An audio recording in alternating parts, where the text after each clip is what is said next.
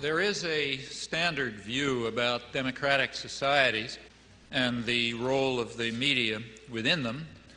It's expressed, for example, by Supreme Court Justice Powell when he spoke of the crucial role of the media in affecting the societal purpose of the First Amendment, namely enabling the public to assert meaningful control over the political process. That kind of formulation expresses the understanding that democracy requires free access to information and ideas and opinion, and the same conceptions hold not only with regard to the media, but with regard to educational institutions, publishing, the intellectual community generally. But it is worth bearing in mind that there is a contrary view. And in fact, the contrary view is very widely held and deeply rooted in our own civilization. It goes back to the origins of modern democracy, to the 17th century English Revolution, which was a complicated affair like most popular revolutions. There was a struggle between Parliament, representing largely elements of the gentry and the merchants, and the Royalists, representing other elite groups, and they fought it out. But like many popular revolutions, there was also a lot of popular ferment going on that was opposed to all of them. There were popular movements that were questioning everything: the relation between master and servant, the right of authority altogether, all kinds of things were being questioned. There was a lot of radical publishing. The printing presses had just come into existence. And this disturbed all the elites on both sides of the Civil War.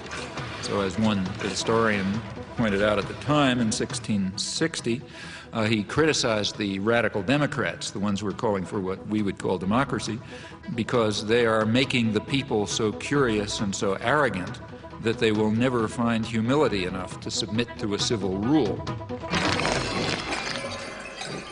Now, underlying these doctrines, which were very widely held, is a certain conception of democracy. It's a game for elites. It's not for the ignorant masses who have to be marginalized, diverted, and controlled, of course, for their own good. The same principles were upheld in the American colonies. The dictum of the founding fathers of American democracy that, I'm quoting, the people who own the country ought to govern it, quoting John Jay.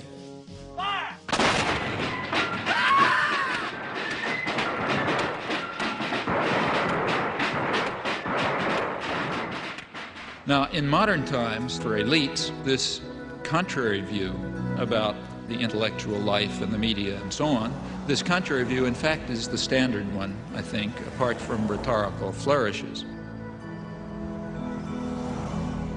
From Washington, D.C., he's intellectual, author, and linguist, Professor Noam Chomsky.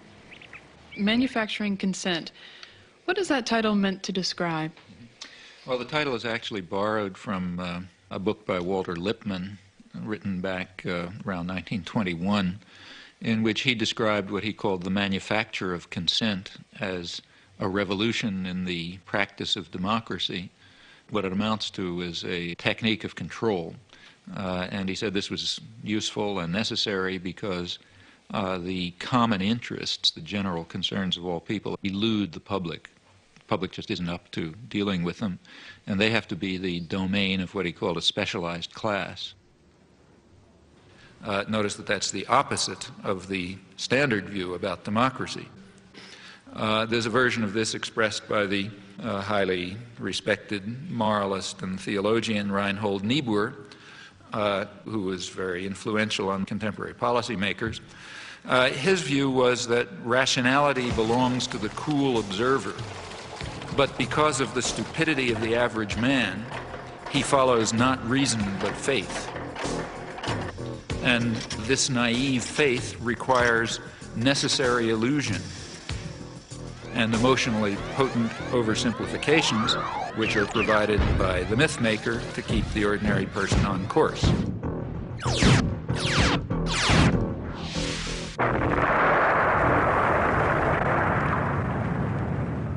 It's not the case, as the naive might think, that indoctrination is inconsistent with democracy. Rather, as this whole line of thinkers observes, it's the essence of democracy. The point is that in a military state or a feudal state or what we would nowadays call a totalitarian state, it doesn't much matter what people think, because you've got a bludgeon over their head and you can control what they do. But when the state loses the bludgeon, when you can't control people by force, and when the voice of the people can be heard, you have this problem. It may make people so curious and so arrogant that they don't have the humility to submit to a civil rule, and therefore you have to control what people think. And the standard way to do this is the resort to what in more honest days used to be called propaganda. Manufacture of consent, creation of necessary illusions, various ways of either marginalizing the general public or reducing them to apathy in some fashion. Societies differ, but in ours, the major decisions over what happens in the society, decisions over investment and production and distribution and so on, are in the hands of a relatively concentrated network of major corporations and conglomerates and investment firms and so on. They are also the ones who staff the major executive positions in the government, and they're the ones who own the media, and they're the ones who have to be in a position to make the decisions. They have an overwhelmingly dominant role in the way life happens, what's done in the society. Within the economic system, by law and in principle, they dominate. The control over resources and the need to satisfy their interests imposes very sharp constraints on the political system and the ideological system. When we talk about manufacturing of consent, whose consent is being manufactured?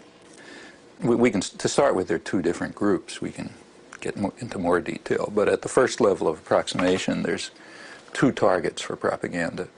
One is what's sometimes called the political class. There's maybe 20% of the population which is relatively educated, more or less articulate. They play some kind of role in decision-making.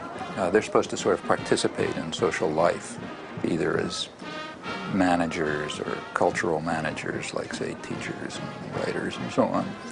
They're supposed to vote. They're supposed to play some role in the way economic and political and cultural life goes on. Now, their consent is crucial. It's one group that has to be deeply indoctrinated.